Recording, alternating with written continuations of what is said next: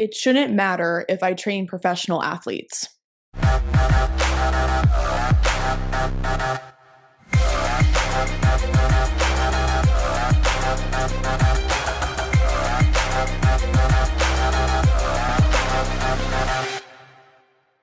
Hi, everyone. Welcome to another episode of the Strong Female Athlete podcast. I am recording yet again on a Sunday. I feel I should start to call these Sunday sessions, Sunday solo sessions with Erica, because I'm starting to realize that Sundays is my one day to really sit down and do a solo episode, think it through, and think through the bullet points that I'm going to talk about, because a lot of my solo episodes dive really deep on a lot of controversial topics, a lot of misunderstood topics. So these are so much fun for me. And I really only do them when my husband is out doing his own thing, whether he's golfing or he's actually recording his own videos today for his baseball business. So here I am at home alone recording a Sunday solo episode. Yep, that's right. I have no life. All I do is my podcast, coach, train, and I love it.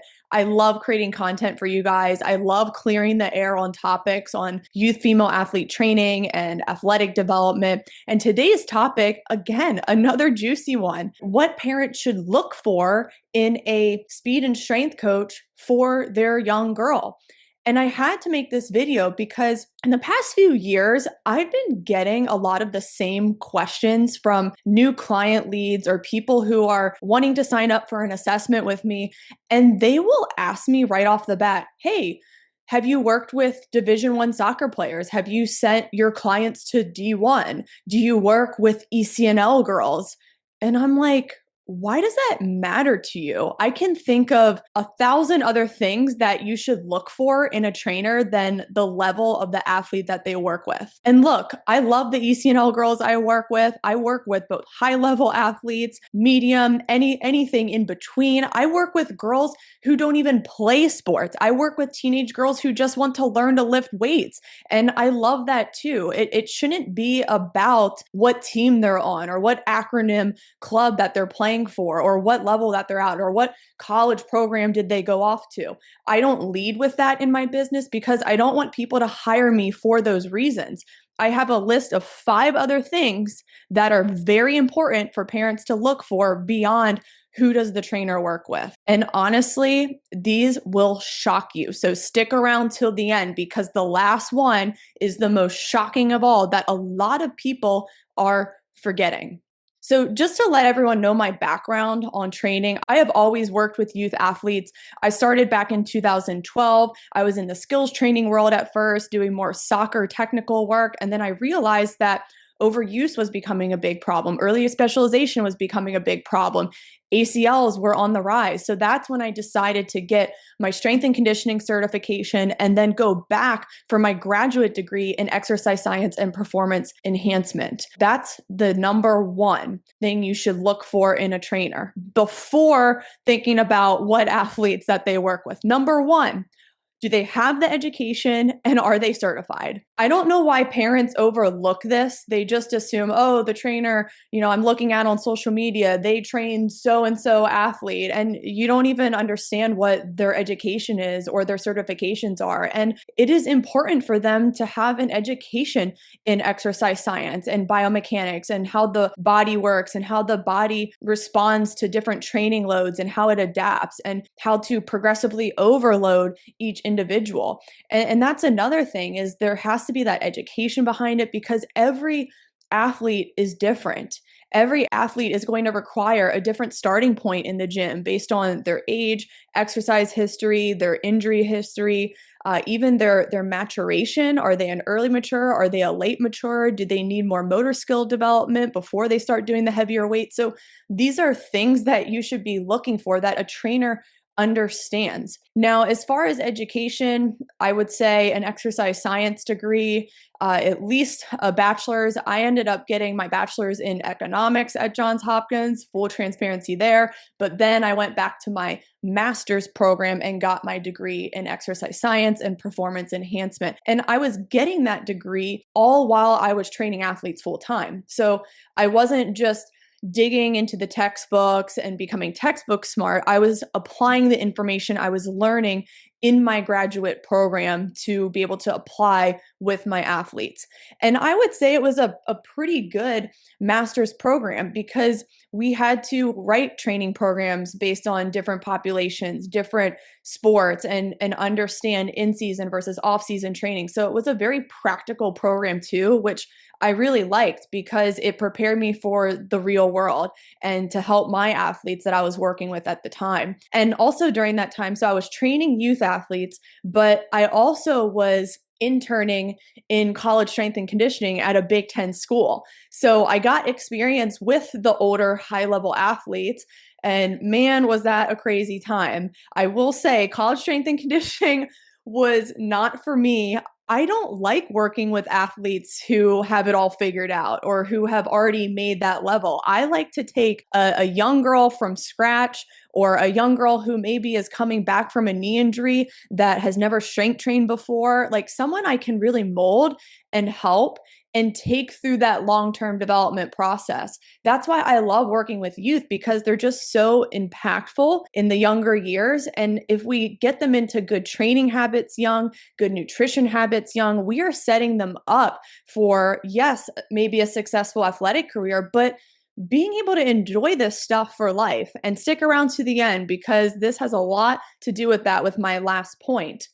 The number two thing you should be looking for in a trainer is, do they have a specialty? I think sometimes people on the internet or other performance coaches, they're like, well, I work with everyone. And I'm like, well, okay, if you work with everyone, then what are you a master of your craft in? Do you work with pros? Do you work with youth? Do you work with senior level athletes? Like, who are you really specializing in so that you can be so incredibly good at your craft? I've found that a lot of performance coaches who train pro athletes, they only work with kids as a cash cow.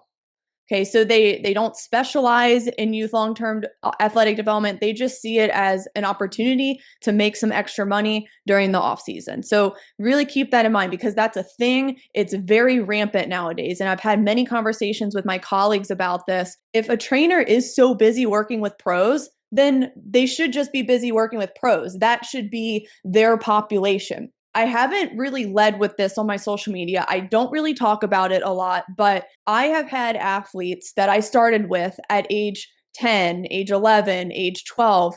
And now that they've been through my long-term pathway, they still are continuing their careers. They still love working out.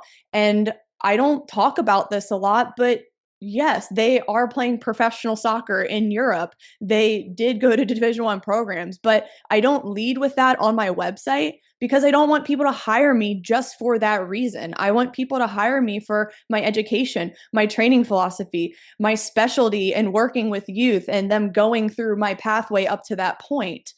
And it's just so crazy that people are like, "Oh, you should post your pro athletes more, you should market it more that you've worked with these people." And I'm like, "Why? Why should it matter?" And I think when it comes to performance training, it's very interesting because I'll have my ECNL girls train in the same speed and conditioning sessions with girls who are maybe on regional or even lower level teams too. And the cool thing about performance training is that it actually levels the playing field for everyone. Okay, so we're doing nothing with the soccer ball. We're doing strength, speed, agility, and conditioning. And I have some girls who are on the regional team beating my ECNL girls in sprints.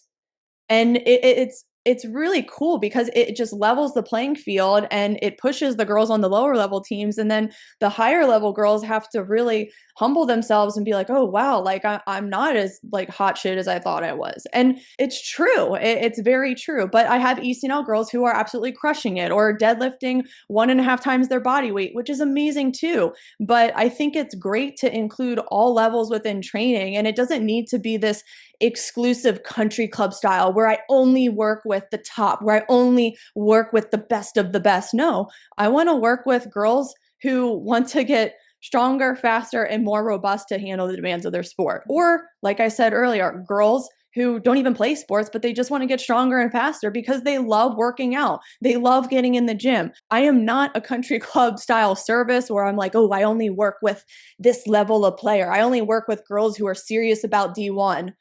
That is doing a disservice to young female athletes who want to learn about strength training. And we should be giving strength training and the power of strength training to all female athletes. And just to go off on a tangent here, I see a lot of clubs only providing a club wide strength coach to just their top teams. And then you have the regional girls or the lower level girls who aren't getting a strength coach. So it's just really crazy to think, oh, well, only these people should be doing this. So I am just so against it. I'm so frustrated that parents ask me, oh, do you only work with this level of player? Why does it matter? I mean, we are all here to get stronger, faster, and healthier and enjoy training. That's really what it's all about. All right, end rant. On to the next one. Okay, this one is pretty self-explanatory. I don't really need to get into it much, but number 3, the number 3 thing that should be fairly obvious that you should care more about than what type of athlete the trainer works with is, are they insured? Like, this should be common sense. So are they insured? Do they have consistent trainer insurance? Do they have the liability waivers for you? Because training's training. Training is risky. So this one should be very self-explanatory. I don't even need to get into it. So worry about, are they insured, before you worry about if they work with professional athletes or the top club soccer girls.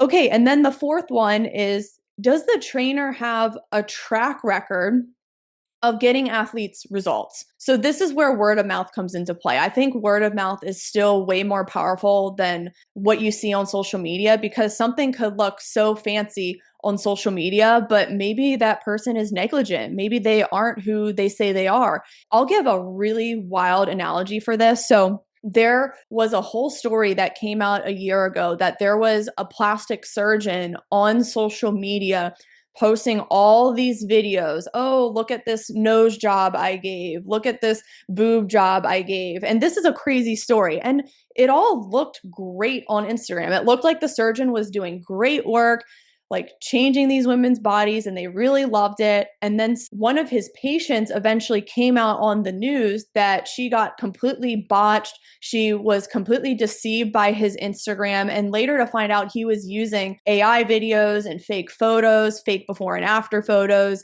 And she spent thousands on this guy, and he wasn't even double board certified, she later found out. So the training world is very similar. You have people posting on Instagram acting like they're educated, acting like they're certified and they know what they're talking about, but don't let the training videos fool you. You really have to do your research. You have to interview the trainer, ask what their philosophy is. I've had parents ask what my philosophy is, and I'm more than happy to talk to them about it because I'm very confident in it. I've been doing it for almost 14 years now, and my philosophy is all about long-term athletic development, taking each athlete through my system depending on their age and maturation and exercise history, and maybe starting them with weights, maybe starting them with heavy weights if they have a higher training age. So I'm all about the long-term pathway, just like the education system. Girls go through first grade, then second grade, third grade. I'm the same way with training. I love explaining my philosophy to parents because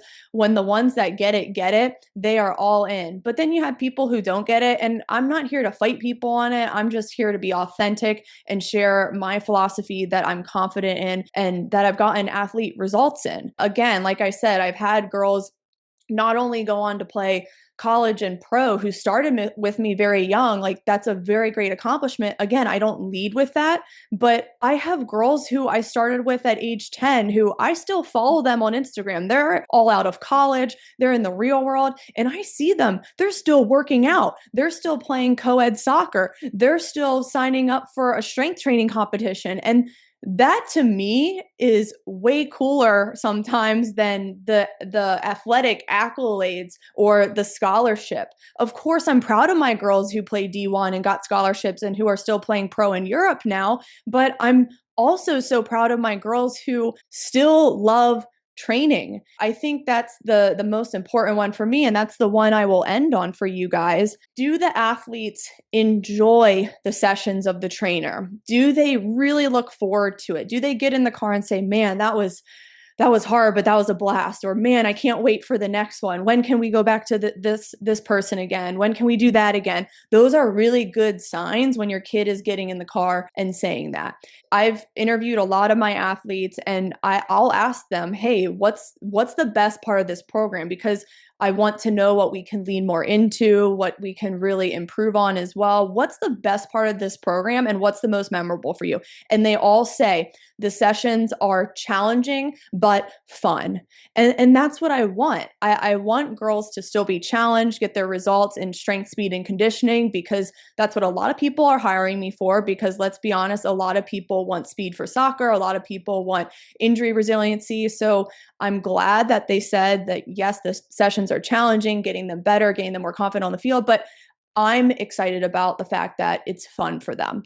And I think athletes are much more willing to stick to a training program and be consistent with it if it also has that fun factor. Because if it's an obligation, if it's something they're lukewarm with, if it's something they really don't want to do and you as a parent, you have to nag them to go, then it's probably not the right training for them. It's probably not the right trainer that they're connecting with, or the trainer's not being engaging enough with them. So really make sure that they're enjoying the training first and foremost. And I know I talk a lot about how my younger ones, my under 13s, the focus is mainly fun games and a lot of free play and task oriented games like tag, races, chase drills, mirror drills. But I still sprinkle in a lot of that stuff with my older girls too.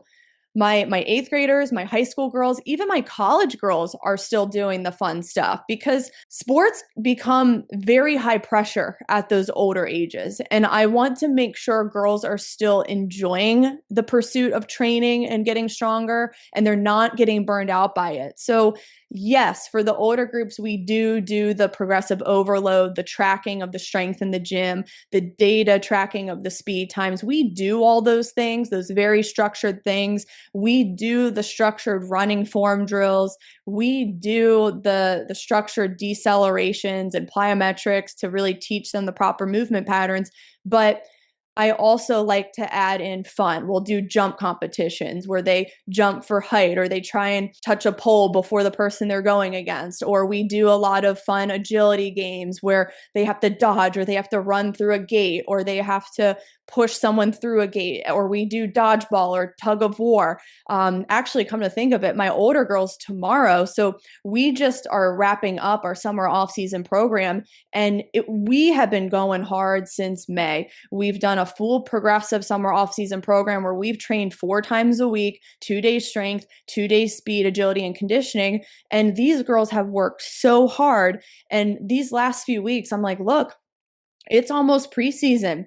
It's about to get real. It's about to be super structured and crazy from here on out. So actually tomorrow, instead of doing our normal agility and conditioning, we're going to do a really fun Olympic day where I divide the group into teams. Each team has to compete to win at each game. So some of the games we're doing is piggyback races where you have to put someone on your back and drop them off and then run back, get the next person. And then we'll do a tug of war game, and then we'll do a race game for speed. So again, that fun factor has to be there, and also that leveling of the playing field has to be there. So I've specifically designed these games tomorrow.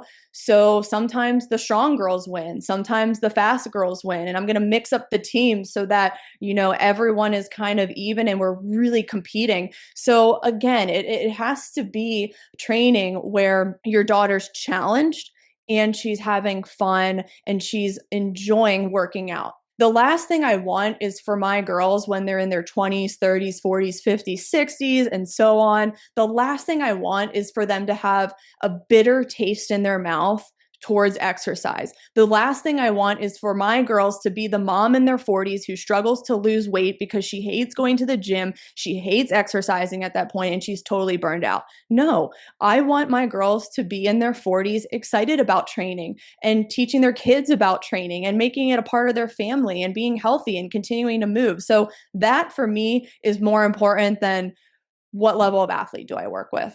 I'm going to leave it at that, you guys. I think all this is very self explanatory, but sadly, a lot of you parents are getting sucked into, oh, has that trainer sent people D1 or pro, or do they work with pro athletes? Well, I can tell you if they're working with pro athletes, they don't have time to master the craft of youth development or really learning about the art of coaching kids. So, really think about that. You want someone who is a specialist. So, if you are someone who has a teenage daughter who is 16 years old, who is returning to play from an ACL injury, you need someone who understands return to play. That volume increase, that minutes increase when she gets back on the field. You need someone who understands how they can challenge girls in the gym. That's another thing. I don't think a lot of teenage female athletes are being challenged enough with heavier loads. They're just being handed these 10-pound, 15-pound dumbbells from these trainers, and they're doing these circuit style workouts, and there's no progression in that weight. There's no true building of strength because they're staying at the same weight for the entire year. So you need to think about that as well. Oh, that was a lot for today. So thank you guys for tuning in. And I love recording these on Sundays. If you have any topics you really want me to get into for the solo episodes, I am happy to tackle them. I love hearing back from you guys. And I think a lot of parents listening deal with a lot of similar problems or have similar questions. So feel free to just be that person who asks, because you never know. A lot of parents might be thinking the same. So I'm happy to dive in, and thank you guys for listening. I'll see you next time.